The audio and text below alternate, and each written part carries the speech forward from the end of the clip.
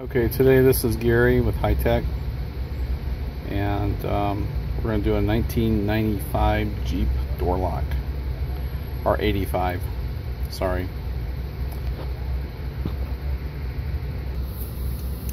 Okay, so we've got the gator tool. You can use other things like dikes or whatever you need to. I've already clipped this one open, but the lip right here goes like this and it pinches it, just so you can see what happens. You just barely go underneath, squeeze real hard.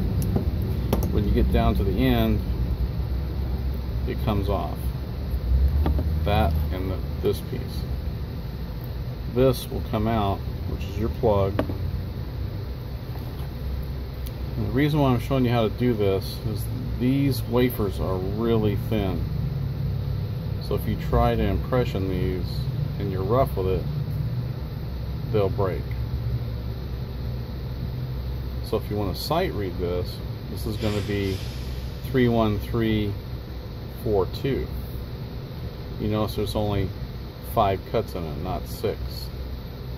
You can put that into your machine. It'll cut the. It cuts from. If you look down in here, just the tip. If you move the key back, it's just the tip is where the key starts and up 4 spaces. It's still a GM lock, so our StratTech lock, which is made for GM. So we'll plug that in the machine and then we'll put it back together. So you can see we cut the key. Here's the sheet for it. On an RA3, the code ended up being LO489, 73 to 1990 Jeep.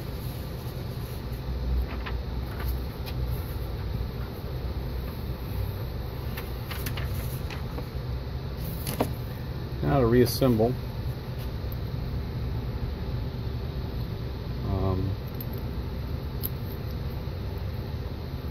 There is a detent in the end, so it only goes one way.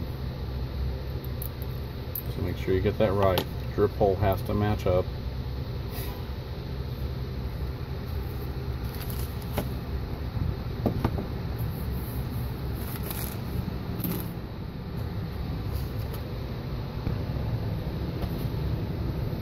Of course, this fits in here like so. Fits right in the grooves. The easiest way to do these to put them on like so, and then you want to take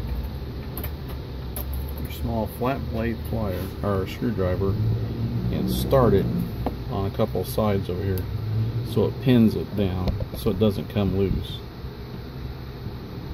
Then you can use your gator tool to do the rest of it. And how you do that is you rest it over that like so, and you just use this teat here and knock them down one at a time.